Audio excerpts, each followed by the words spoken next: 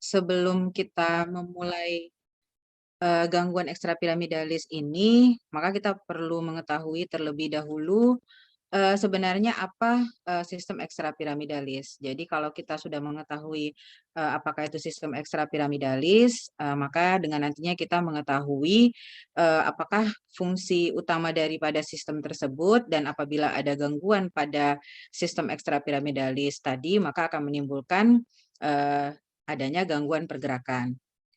Jadi sistem ekstrapiramidalis itu kalau dari secara anatomi itu adalah suatu kelompok struktur Grey-Matter yang letaknya pada hemisfer cerebri dan fungsi utamanya adalah motorik, di mana lebih ke pengontrolan pergerakan tubuh kita.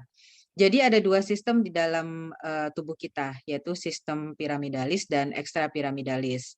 Jadi kalau ekstrapiramidalis ini lebih fungsinya adalah untuk pengontrolan pergerakan. Jadi daerah mana saja yang terlibat dalam sistem ekstrapiramidalis, yaitu pada daerah basal ganglia, biasanya bagiannya itu adalah nukleus caudatus, putamen, dan globus pallidus. Oke. Jadi kalau kita bisa lihat dari gambaran anatominya, inilah dia bagian daripada nukleus caudatus tadi, ya. Kemudian ini putamen, dan kemudian ini juga masih bagian daripada nukleus caudatus, kemudian ada nukleus subthalamikus juga, kemudian ada globus pallidus, dan ada putamen. Jadi kalau kita lihat secara anatomi, disinilah lokasi daripada sistem ekstrapiramidalis tersebut. Juga ada area korteks yang terlibat, yaitu daerah area 4S, 6, dan 8. Jadi mungkin nanti kalau untuk yang lain juga ada ya, pada yang kuliah gangguan fungsi luhur ya, nanti ada juga diberitahukan untuk ada area di otak yang memiliki fungsinya masing-masing, dan untuk ekstrapiramidalis dia pada penomoran yang ini, 4S, 6, dan 8. Ini juga masih anatominya ya, untuk mengulang kembali biar adik-adik mengingat yang mana yang termasuk dalam bagian ekstrapiramidalis. Dan ini tadi ya, ada sudah di depan, ada putamen, ada globus pallidus, ada nukleus caudatus. Jadi daerah yang ada nukleus caudatus tadi ini, ada putamen dan globus pallidus, dia sering disebut dengan corpus striatum. Kemudian nukleus subthalamikus, dan kemudian tadi nukleus subthalamikus sudah ada ditampilkan juga di yang bagian depan. Jadi dia berupa sirkuit dalam sistem ekstrapiramidalis. Nanti untuk di gambar selanjutnya akan bisa saya perlihatkan juga. Jadi dia biasanya sirkuit tadi itu berjalan dari korteks, kemudian dia selalu ke striatum, ke globus pallidus, talamus, dan kembali ke korteks. Dan sirkuit yang lain dari korteks ke striatum, kemudian ke substansia nigra, kembali lagi ke striatum dan korteks, dan ada lagi korteks ke striatum, kemudian substansia nigra, ke talamus, dan kembali ke korteks. Kemudian ke korteks, dari korteks ke globus pallidus, kemudian ke nukleus subthalamikus, ke globus pallidus, dan kembali lagi ke korteks. Jadi sirkuit daripada basal ganglia talamokortikal ini adalah secara fisiologisnya. Inilah yang normalnya terjadi pada tubuh seorang yang tidak mengalami gangguan pada sistem ekstrapiramidalisnya. Jadi bisa dilihat pada tanda panah ini, yang warnanya hitam ini adalah bersifat inhibitori, kemudian yang berwarna abu-abu ini adalah bersifat eksitatori. Jadi bisa dilihat sini ada glutamat, ada GABA, dan dopamin ya. Jadi tempat produksi daripada dopamin itu adalah pada substansia nigra pars compacta. SNC ini adalah substansia nigra pars compacta. Disinilah produksi daripada daripada produksi dopamin. Jadi dia akan menyalurkan daripada dopamin ini ke striatum. Jadi disinilah produksinya. Jadi ada dua jalur, bisa dilihat ya, jalur langsung D1, jalur tidak langsung D2. Jadi yang sirkuit yang saya sebutkan tadi sebelumnya ini adalah yang mulai dari sini, dari korteks ke striatum, ke globus pallidus, ke talamus, kembali lagi ke korteks. Jadi dalam keadaan normal, jalur langsung dan tidak langsung ini bekerja secara seimbang. Tidak ada yang salah satunya inhibisinya berlebihan atau eksitasinya berlebihan, sehingga terjadi keseimbangan dan pengontrolan pergerakan juga baik, tidak terjadi gangguan pergerakan. Jadilah dasar daripada sistem ekstrapiramidalis atau sirkuit ekstrapiramidalis yang terjadi secara normal. Adanya keseimbangan antara jalur langsung dan tidak langsung, di mana sifat eksitatori dan inhibitori yang terjadi adalah mengalami keseimbangan. Nanti kita bisa lihat untuk yang patofisiologisnya.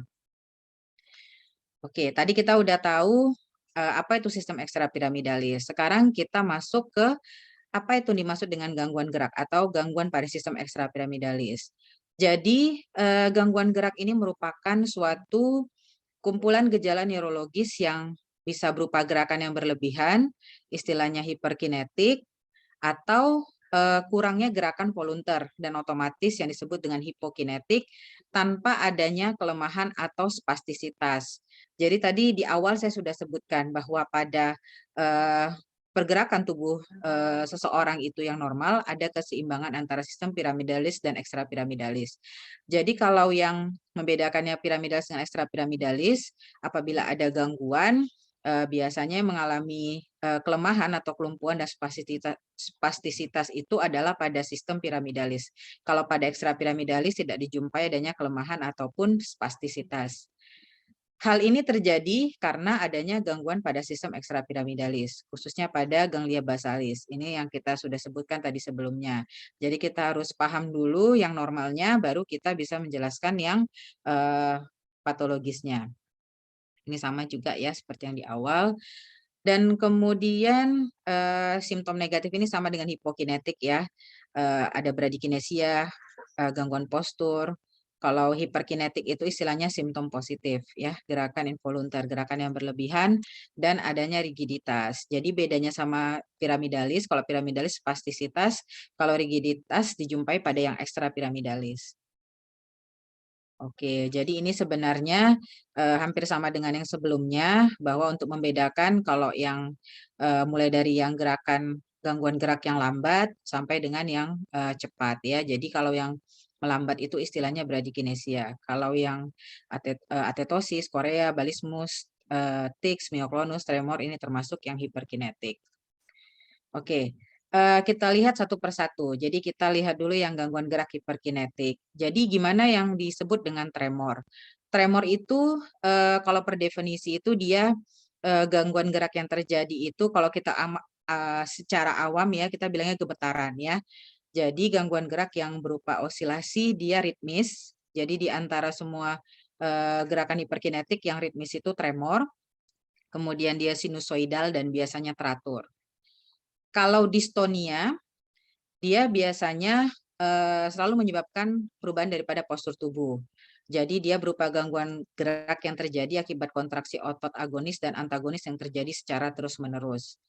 Dan biasanya menyebabkan gangguan postur, dan ini adalah gangguan gerak hiperkinetik yang paling kompleks dibandingkan dengan gangguan gerak lainnya. Kemudian ada namanya tics. Tics ini adalah suatu gangguan gerak dengan pola yang berulang. Dia bisa berupa gerakan motorik, jadi contohnya tics facialis, kedut-kedutan pada daerah wajah, itu namanya tics ya. Jadi kayak seperti ada berkedut-kedut di daerah sekitar daerah mata, kelopak matanya. Kemudian juga bisa berupa tics vokal ataupun gabungan motorik dan vokal. Jadi kalau suara biasanya pasien ini kayak ngomong dengan suara yang seperti kayak latah, itu juga bisa muncul kalau pada tics. Kemudian tiba-tiba suaranya kayak mau suara melengking secara tiba-tiba, itu bisa berulang-ulang. Kemudian Korea. Korea balismus atetosis ini bagian daripada Korea, jadi satu kesatuan sebenarnya. Jadi berupa gangguan gerak yang tidak bertujuan, dia cepat dan mengalir dari ekstremitas proksimal ke distal. Kalau sederhananya Korea ini dia bentuk gerakannya seperti gerakan menari. Jadi dia lebih khasnya kalau kita supaya ingat gerakannya ini Korea ini apa, dia adalah gerakan menari. Jadi sesuai dari asal bahasanya dari Yunani koros yaitu Korea dance menari. Kemudian balismus. Kalau balismus ini dia gangguan gerak dengan amplitudo gerakan yang lebih besar, gerakan yang besar dan melibatkan sendi yang proksimal. Jadi dia seperti gerakan melempar, seperti kayak misalnya mau melempar bola, itu dia gerakannya secara terus-menerus. Nanti ada contoh ilustrasi gambarnya bagaimana bentuk yang balismus. Kalau atetosis, dia gangguan gerak dengan amplitudo gerakan yang lebih lambat dibandingkan dengan korea dan balismus. Dia juga khas ya, dan biasanya dia pada distal. Kalau balismus dia sering di proksimal, kalau atetosis distal, dan bentuk tangannya itu seperti gerakan tangan memainkan piano. Kemudian mioklonus. Mioklonus yaitu gangguan menghentak yang muncul tiba-tiba dan biasanya dia berlangsung dengan singkat. Untuk membedakan karakteristik daripada bentuk gangguan hiperkinetik yang tadi, kita bisa lihat dari tabel ini. Apakah dia reguler, ritmis, dari kecepatannya, kemudian supresibilitasnya, durasi, dan pencetusnya. Jadi kita bisa juga menilai dari perbandingan ini ya. Jadi bisa kita lihat yang kayak saya sebutkan tadi. Di antara semua hiperkinetik, tremor yang ritmis ya. Bisa dilihat ya ritmis. Kemudian dia bisa juga dicetuskan dengan hal-hal tertentu. Misalnya dengan perubahan posisi apakah tremornya semakin bertambah atau pada saat istirahat tremornya malah muncul ya. Jadi kita bisa mencetuskan dengan beberapa pencetus tertentu. Yang sering juga bisa dicetuskan dengan stres atau dia rasa panik itu pada tics itu semakin muncul ya. Ini kecepatan juga bisa dilihat. Oke, jadi kita udah tahu tadi untuk membedakan antara beberapa gangguan hiperkinetik. Ini dia untuk diagram fenomenologinya. Jadi dalam menentukan kalau kita ini udah curiga pasien mengalami gangguan gerak yang hiperkinetik ya. Ada bagannya. Kalau dia ritmis, maka ini adalah tremor. Kalau dia tidak ritmis, kita lihat apakah dia terjadi secara terus-menerus atau singkat. Kalau terus-menerus kemungkinan distonia. Kalau singkat kita lihat apakah dia dapat disupresi, kalau iya dia tics, kalau tidak dapat disupresi dia bisa korea atau mioklonus ya. Jadi kita harus paham dulu gangguan gerak hiperkinetik itu apa-apa saja. Jadi dia berlebihan, tadi ada 7 gerakan ya. Jadi untuk membedakan di antara 7 tersebut, kita harus memahami dari durasinya, kecepatannya ya, amplitudonya bagaimana dan apakah ada ritmis atau tidak. Oke, ini sedikit untuk tentang yang Korea ya. Jadi kayak saya sebutkan tadi dia gerakan seperti menari ya. Jadi ada beberapa penyebabnya karena penggunaan obat levodopa pada pasien Parkinson juga dapat menimbulkan Korea, beberapa obat kontrasepsi ya, obat psikiatrik juga dapat menimbulkan gejala seperti ini. Kemudian penyakit vaskular, stroke juga bisa menimbulkan gangguan Korea ya. Apabila dia berada di lokasi yang tadi di basal ganglia, tidak menutup kemungkinan bisa muncul gerakan seperti ini.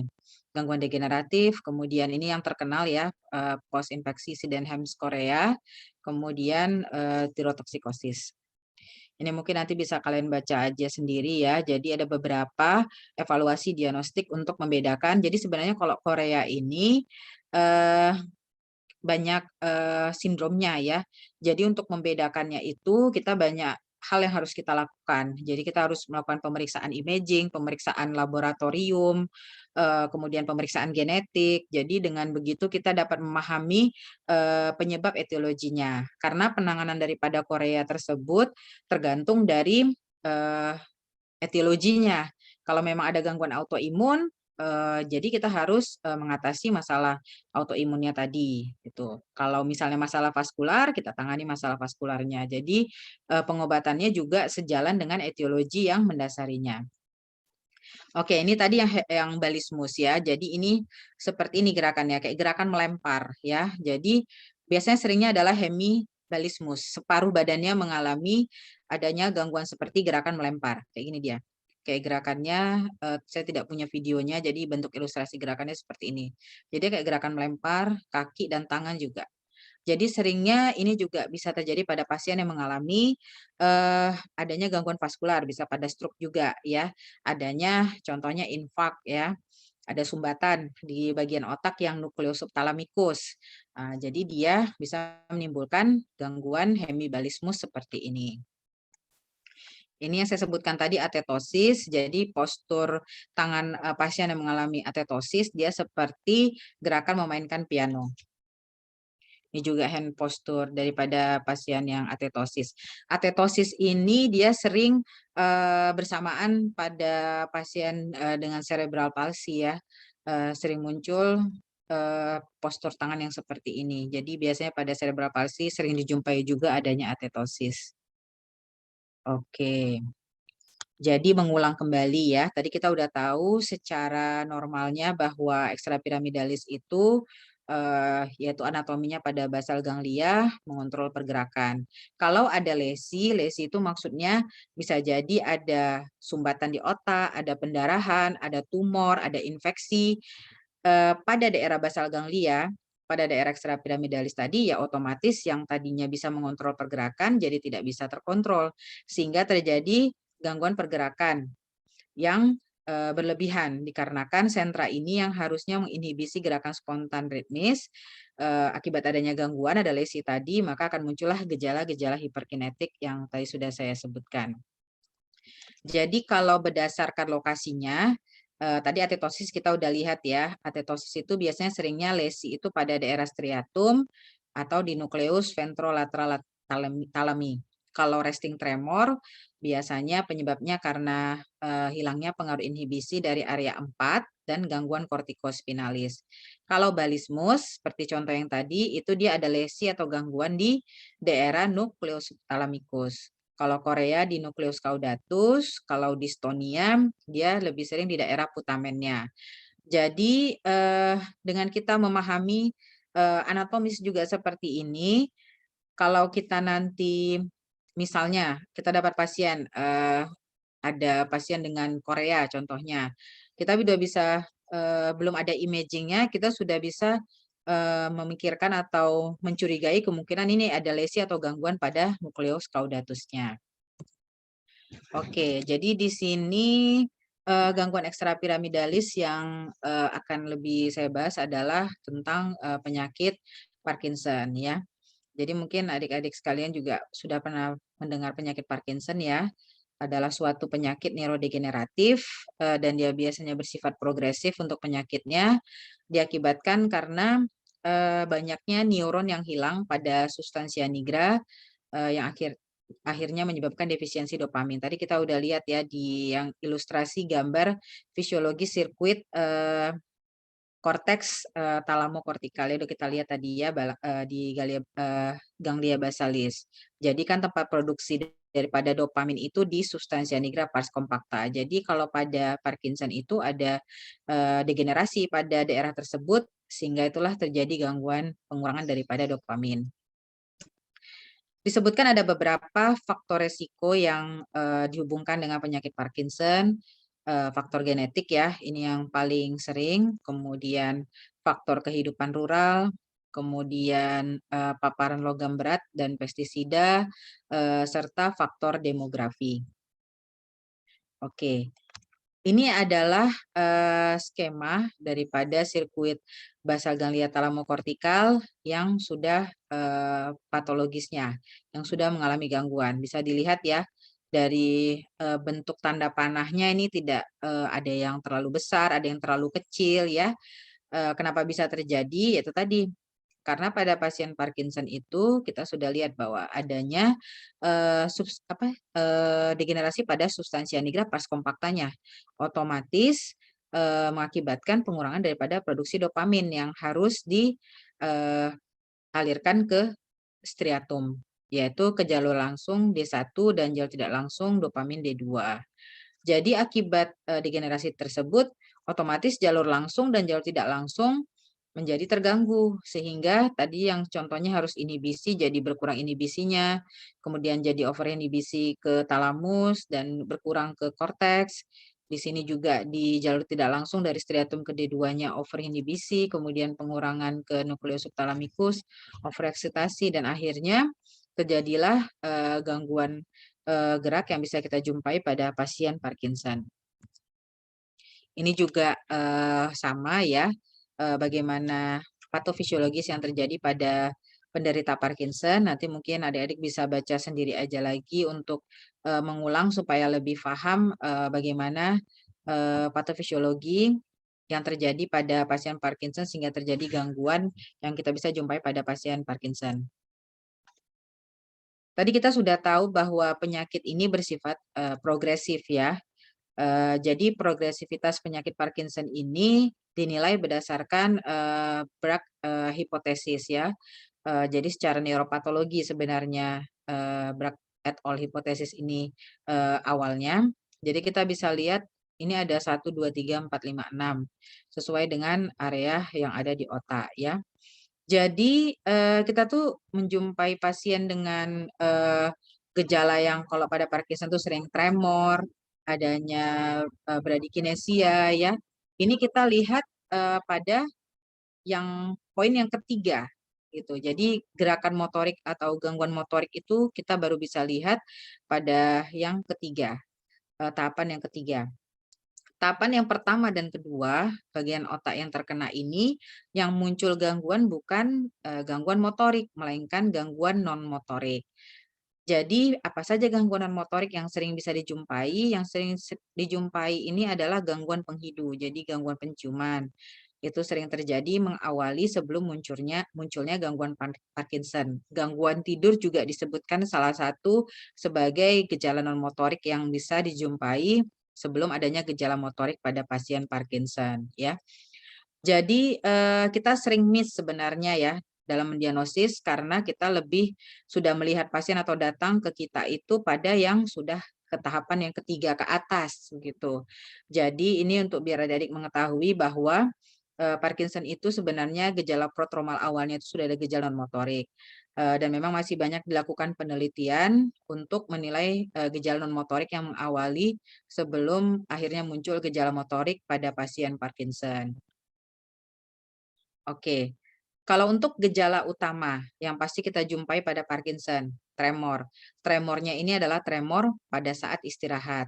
Karena tremor itu ada juga yang namanya tremor aksi atau tremor yang terjadi pada saat beraktivitas.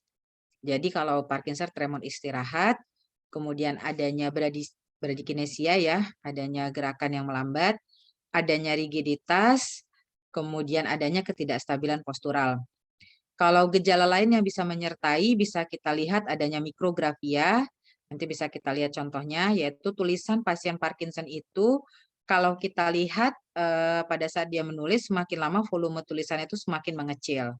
Kemudian ada hipomimia, yaitu di mana ekspresi wajahnya seperti kelihatan orang murung ya, sering disalahartikan dengan depresi, kemudian kedipan mata berkurang, dan gangguan dari cara berjalan. Oke, jadi beginilah postur yang kita sering jumpai pada pasien Parkinson. Jadi biasanya cenderung kayak posisi kayak mau terjatuh ya, membungkuk ke depan, wajahnya seperti topeng, kemudian istilahnya juga ada P-rolling tremor ya, seperti gerakan memutar pil ya, gerakan gemetarnya dan adanya kekakuan dan kesulitan seperti gerakannya seperti menyeret. Dan awal mula untuk melangkah itu biasanya sangat sulit, starter mulanya. Nanti kalau sudah mulai langkahnya pendek-pendek dan biasanya sulit untuk dikendalikan atau berhenti. Oke, jadi ini Hood and Your Stage. Sebentar ya, nanti aja yang ini. Ini untuk yang substansia nigra yang mengalami gangguan. Oke, kita masuk ke pemeriksaan. Tadi kita udah tahu ada tremor, ada bradykinesia, ada rigiditas dan instabilitas postural pada pasien Parkinson sebagai gejala utamanya. Jadi bagaimana kita cara menilai ini tremor pada Parkinson atau tidak? Jadi ada beberapa tahapan yang bisa kita lakukan. Yang pertama yaitu kita suruh pasien untuk meletakkan kedua tangannya di atas pahanya seperti ini. Kemudian untuk memunculkan atau untuk semakin melihat tremornya itu apakah muncul pada saat beristirahat, kita suruh aktivasi kognitif, yaitu dengan cara menghitung mundur dari angka 30 sampai dengan ke 0. Jadi pada saat kita aktivasi tersebut, biasanya gerakan gemetarnya itu akan semakin muncul, akan semakin terlihat. Kemudian sesudah kita lakukan pemeriksaan tersebut, kita suruh pasien merentangkan kedua tangannya ke depan seperti posisi seperti ini. Merentangkan kedua tangan ke depan. Jadi pada saat dia posisi awalnya meletakkan kedua tangannya di paha dan menuju ke posisi seperti ini, ada namanya re-emergent tremor. Jadi pada saat sebelum mencapai posisi keseimbangan seperti ini, ada gerakan tremornya agak sedikit bertambah. Kemudian ini pemeriksaan tes telunjuk hidung ya. Nanti pada skill lab kan juga akan belajar pada pemeriksaan cerebellum dan koordinasi. Jadi kita suruh pasien untuk menunjuk hidungnya, kemudian menunjuk ke jari pemeriksa. Jadi pada saat dia mendekati target, misalnya pada saat dia dari hidungnya kemudian menunjuk ke telunjuk pemeriksa, gerak kalau pada Parkinson dia justru pada saat aktivitas gerakan gemetarnya atau mendekati target tersebut gerakan gemetarnya justru menghilang begitu ya. Tapi kalau tremor yang aktivitas, tremor yang kemungkinan ada gangguan pada cerebellum, dia semakin mendekati target semakin gemetar ya. Jadi ini untuk membedakannya dengan tremor yang aktivitas. Jadi kalau pada tremor Parkinson pada beraktivitas justru gerakan tremornya akan menghilang ataupun berkurang. Tadi untuk menilai tremor. Kemudian untuk menilai bradykinesia, gerakan yang melambat ya. Kita bisa observasi dari cara berjalan dan dari wajah serta suaranya. Dari cara berjalan kita bisa lihat langkahnya pendek-pendek yang kayak saya sebutkan tadi sangat khas sekali ya. Kemudian seperti gerakan menyeret pada salah satu tungkainya dan pengurangan daripada ayunan lengan. Jadi kalau pada Parkinson ini di awal perjalanan penyakitnya dia selalu unilateral, hanya salah satu sisi tubuhnya saja yang mengalami gangguan. Kemudian dari wajah kita bisa lihat itu ada hipomimia, ekspresi wajahnya menurun ya, terkadang sering disalahartikan seperti kayak pasien depresi, kedipan matanya berkurang dan pengurangan daripada modulasi suara. Jadi kayak suaranya itu semakin lama kayak semakin kecil, seperti kayak ketarik ke dalam. Beda dengan celat. Kalau celat itu pelo ya, beda dengan yang pengurangan daripada modulasi suara. Kalau ini suaranya kita sampai harus mendekatkan telinga kita ke dekat pasien untuk supaya terdengar, jadi berkurang ya. Kemudian dari pergerakan tangan dan daerah lengannya ya. Jadi kita suruh kayak tapping ya, jari ibu jari dengan telunjuk kanan dan kiri kita bandingkan. Jadi kita suruh tapping. Biasanya kalau yang mengalami perlambatan itu kita bisa lihat beda kanan dan kiri. Pasti dia lebih melambat pada waktu kita suruh tapping. Kemudian membuka dan menutup tangannya juga sama ya, merotasikan tangan dan pergelangan tangannya. Jadi intinya kita melakukan pemeriksaan ini, kita bandingkan kanan dan kiri, akan terlihat mana yang mengalami perlambatan. Kemudian untuk kaki, elevasi kaki ya 90 derajat, ini juga biasanya mengetuk-ngetukkan kakinya ya. Jadi juga kita bandingkan kanan dan kiri, mana yang mengalami perlambatan. Ini untuk menilai rigiditas. Jadi untuk pada daerah leher biasanya kita rotasikan ya kepala pasien secara perlahan, fleksi dan ekstensi juga secara perlahan, kita rasakan apakah ada tahanan atau tidak. Kemudian pada daerah pergelangan kaki dan pada daerah sekitar lutut ya, difleksi dan ekstensikan, begitu juga pada daerah tangan dan pergelangan tangan. Dan ada juga manuver untuk menilai rigiditas yang sangat minimal. Jadi pada tangan yang sebelah kanan ini kan dilakukan pemeriksaan untuk menilai rigiditas. Tangan yang sebelah kiri ini kita suruh pasien untuk membuka dan menutup telapak tangannya secara bergantian. Jadi pada saat dia melakukan manuver tersebut, rigiditas pada tangan yang lagi diperiksa akan lebih terasa oleh pemeriksa. Namanya Froment manuver ya. Kemudian ini adalah pemeriksaan pull test untuk menilai instabilitas postural. Jadi penyakit Parkinson itu dia ada tahap awal dan tahap lanjut. Kalau instabilitas postural itu semakin terlihat jelas pada tahap yang lanjut. Jadi kita harus selalu berhati-hati karena keseimbangannya sudah pasti terganggu. Jadi kita menarik bahu pasien ke belakang. Kalau pada masih fase awal itu biasanya pasien mundur ke belakang 2 langkah ke belakang dan kemudian dia biasa masih bisa mempertahankan posisinya. Kalau pada yang sudah tahap lanjut, pasti pasien akan terjatuh. Jadi kita harus berhati-hati dalam melakukan pemeriksaan ini dan tetap berada di belakang pasien. Ini tadi yang saya sebutkan mikrografia. Jadi ini ada beberapa bentuk tulisan tangan pada pasien yang mengalami tremor ya. Jadi untuk membedakannya di sini kita bisa lihat kalau pada yang Parkinson yang A, tulisannya tuh pertama kan agak lebih besar ya, makin lama makin kecil. Kalau pada yang essential tremor, pada writer cramp, pada cerebral tidak kita lihat adanya pengurangan daripada volume tulisannya. Kalau pada essential tremor kita bisa lihat di setiap hurufnya ini kayak bergetar tulisannya. Kalau pada yang writer cramp bentuk tulisannya ini seperti ini ya, jadi tidak jelas yang dituliskan ya. Kalau pada cerebral tremor dia kelihatan lebar-lebar. Ini hipomimia. Pasien yang sama, yang atas dan yang B adalah pasien yang sama. Jadi pada awalnya itu dia hanya unilateral, hanya sebelah yang kanan saja yang mengalami hipomimia. 10 tahun kemudian kita bisa lihat ini sudah bilateral. Begitu juga dengan pasien yang di bawah. Jadi dengan begini kita juga bisa menilai, oh pasien ini kemungkinan besar misalnya ada pasien kelihatan seperti ini ya, kita bisa juga curiga kemungkinan mengarah ke Parkinson. Oke, tadi kita udah bisa mengetahui apa aja gejala daripada Parkinson ya, bagaimana pemeriksaannya. Selanjutnya kita harus melakukan diagnosis ya.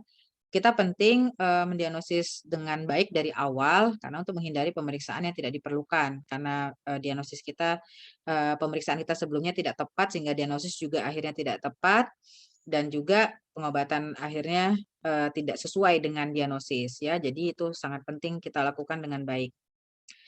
Jadi sering kesulitan diagnosa pada awal penyakit Parkinson ini kalau tremor itu sering diagnosis banding dengan tremor esensial ya, yang kayak saya sebutkan tadi. Makanya kita penting memahami bagaimana pemeriksaan tremor.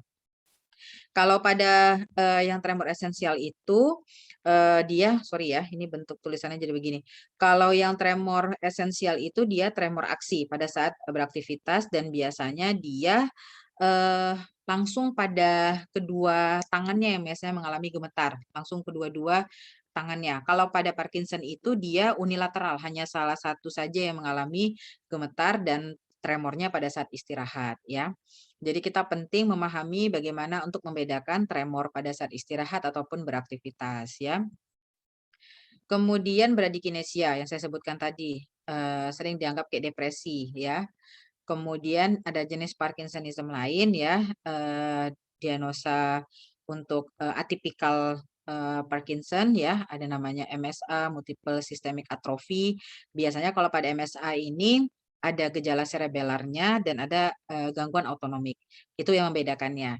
Kalau pada progresif supranuklear palsi, itu biasanya pada pasien tersebut ada jatuh dan ada vertical gaze palsy. Kalau pada Lewy bodies demensia, ini biasanya dijumpai demensia pada awal perjalanan penyakit. Kalau pada Parkinson itu dia pada tahap lanjut. Dan ada NPH, normal pressure hydrocephalus, dia ada demensia, inkontinensia urin, dan gangguan gerak apraksik ya. Oke. Sebentar ya. Jadi dalam mendiagnosis penyakit Parkinson di awal itu ada namanya kriterianya possible, probable, definite berdasarkan 4 gejala utama ya. Jadi kalau possible 1 dari 4 gejala utama, probable 2 kombinasi, kalau definite 3 atau 4. Jadi untuk diagnosis pada penyakit Parkinson yang menjadi acuan kita sekarang adalah berdasarkan UK Parkinson's Disease Society Brain Bank Clinical Diagnostic Criteria.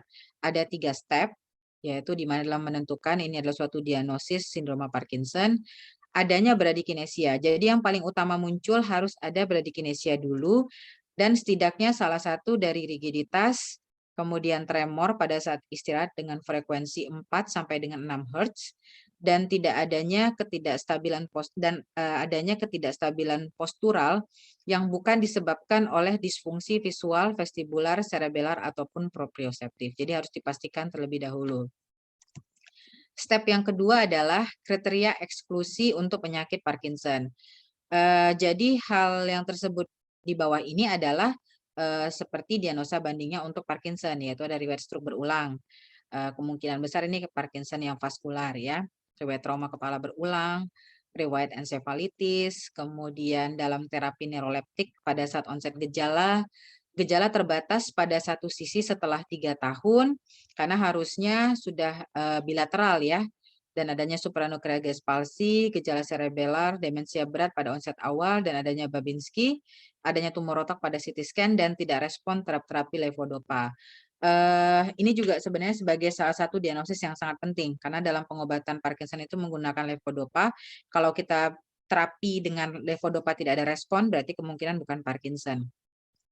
Dan untuk yang step ketiga adalah minimal 3 dari kriteria suportif berikut, yaitu onset unilateral, resting tremor, perjalanan penyakitnya progresif, kemudian gejala asimetris menetap pada sebagian besar onset, nih ya, respon yang baik terhadap levodopa, dan timbul korea yang berat yang diinduksi oleh pemberian levodopa, kemudian memberikan respon terhadap levodopa selama 5 tahun atau lebih, dan perjalanan klinisnya 10 tahun atau lebih.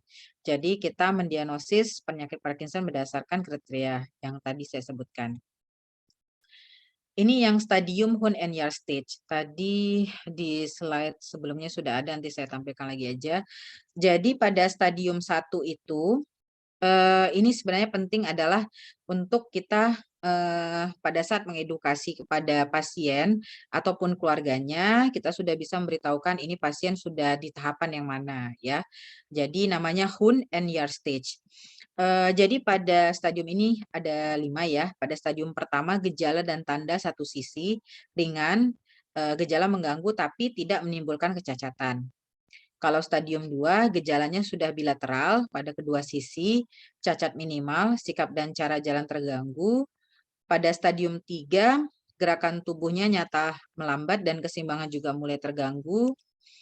Ini adalah yang stadium lanjut, di mana pada stadium 4, gejalanya lebih berat, masih dapat berjalan untuk jarak tertentu, adanya rigiditas dan bradykinesia sudah muncul. Kemudian stadium 5, kahektik, kecacatan total, tidak mampu berdiri dan berjalan. Nanti mungkin kalian bisa lihat yang di slide sebelumnya, ada juga gambar tentang Hoon and Yahr stage ya. Ada tadi dia di sebelah bawah. Ini yang Hoon and Yahr stage. Jadi yang saya sebutkan tadi inilah dia gambarannya ya. Biasanya kalau yang stage 4 dan 5 ini sudah yang tahap lanjut ya. Ini adalah yang pertama, kedua, dan ketiga.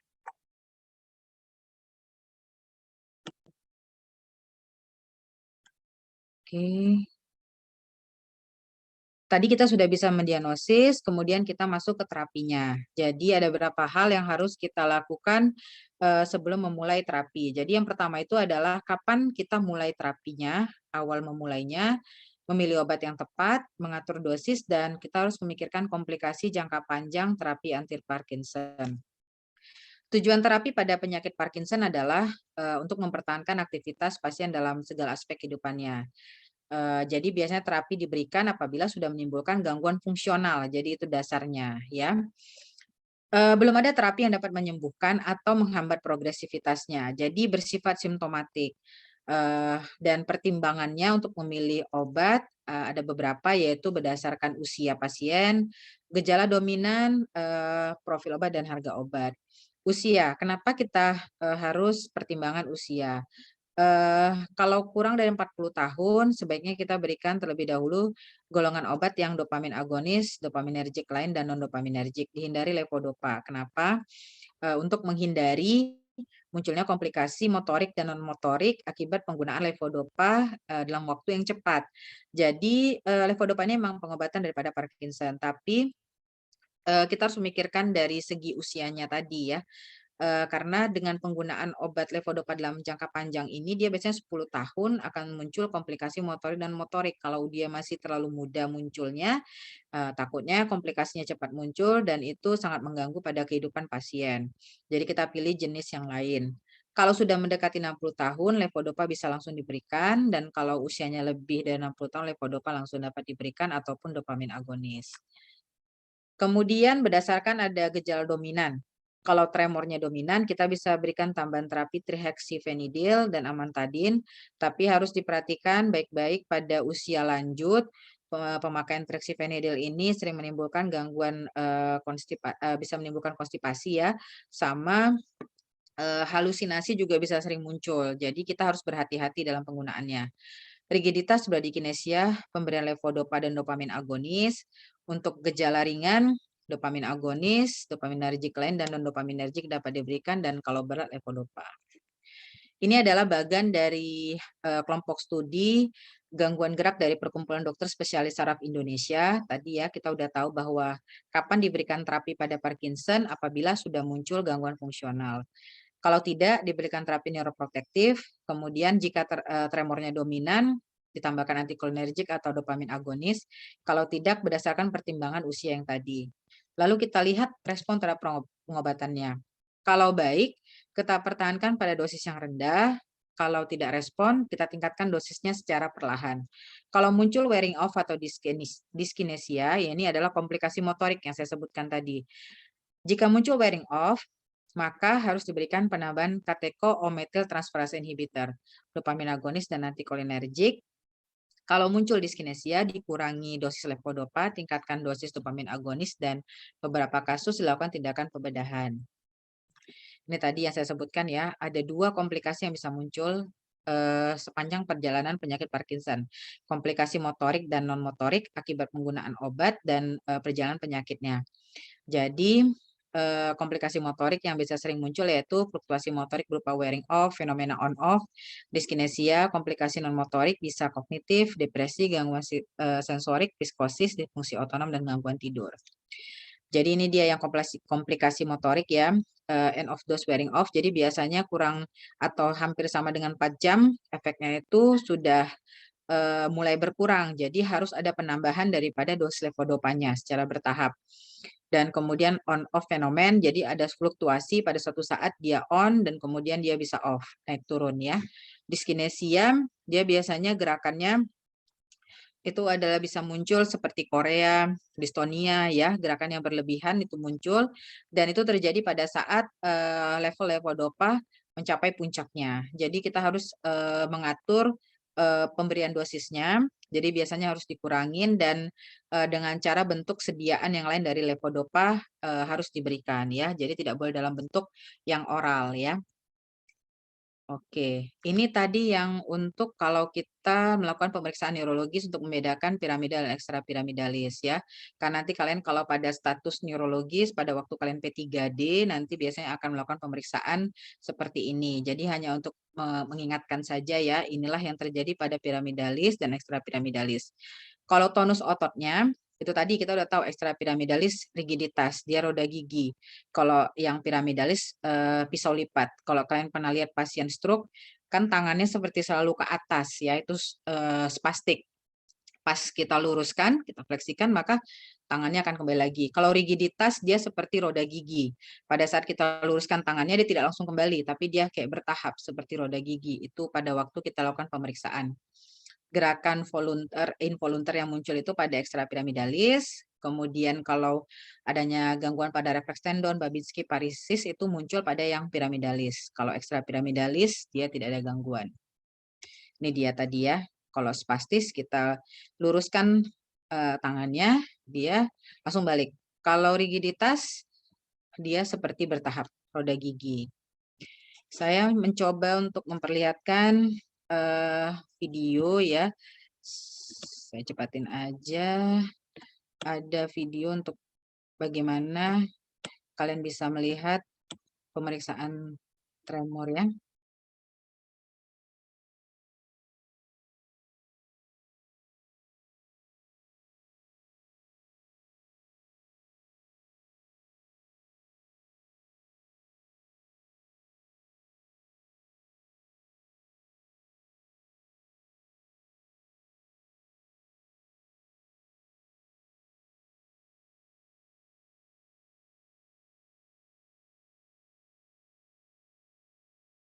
Ya, seperti yang saya tunjukkan tadi ya.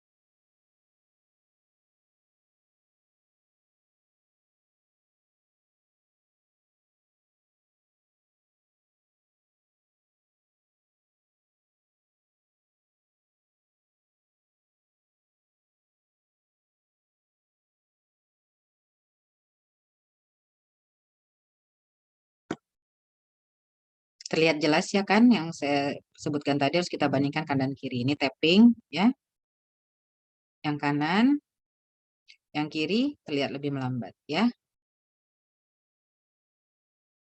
Ini pada kaki ya, elevasi tadi.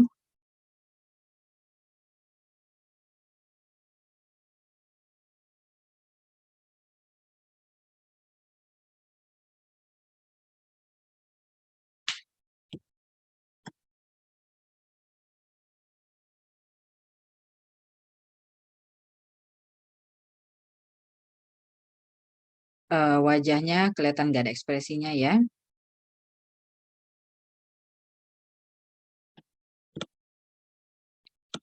Oke, ke postural instabilitas aja ya.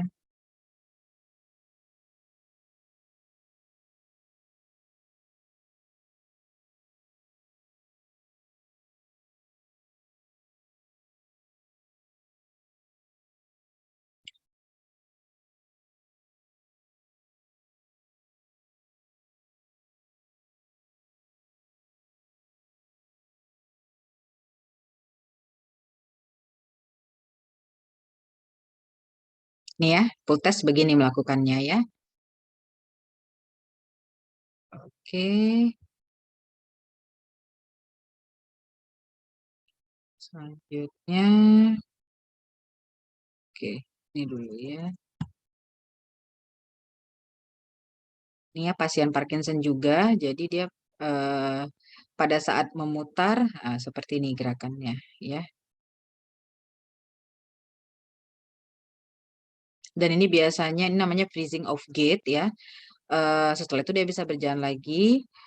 Jadi pada waktu saat ada sesuatu misalnya yang kayak ini ada penanda seperti ini dia harus memutar, dia mengalami kesulitan untuk memutar ya, namanya freezing of gait dan biasanya ini sering muncul pada tahap yang sudah lanjut biasanya. Oke, kalau yang ini adalah contoh dari sebentar ya. Ya dulu. Ini contoh pasien Korea ya. Jadi dia gerakannya tuh cepat, menyentak, keras, dan biasanya dia tidak kan seperti lebih kayak menari ya. Dan dia tidak bertujuan. eh nggak mesti harus tangan dulu yang duluan muncul atau kaki ya. Jadi dia mengalir begitu saja pada seluruh tubuhnya. Ini adalah contoh pasien dengan Korea.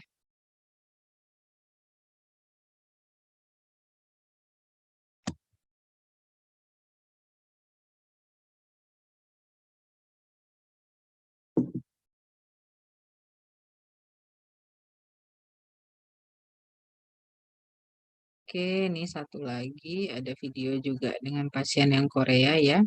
Jadi tadi kan kalau yang di sini kan tangan duluan, ini kaki ya.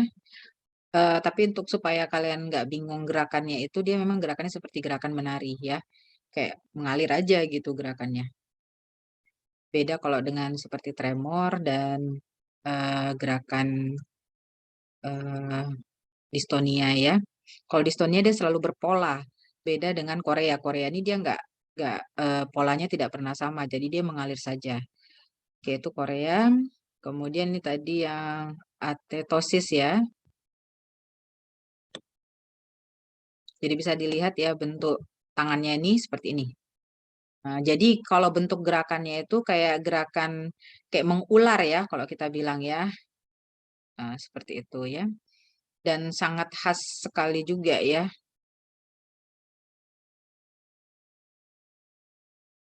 Oke, ini juga ya. Dia sering di bagian distal. Oke, seperti ini ya gerakannya ya. Jadi memang sangat jelas sekali ya. Jadi kalau kalian mana tahu bertemu dengan pasien seperti ini, kita sudah kemungkinan besar ini mengarah ke atetosis ya. Oke, mungkin ini yang bisa saya sampaikan pada sore hari ini ya, udah sore ya. Nanti bahan mungkin bisa saya berikan juga ke ini ya, ke Odi, nanti bisa saya sampaikan ya. Oke, terima kasih atas kehadirannya semua. Semoga dapat memberikan manfaat bagi kita semua. Saya dengan wassalamualaikum warahmatullahi wabarakatuh. Selamat sore. Terima kasih Dokter Karina. Terima kasih, Ya, Dokter. yang bagian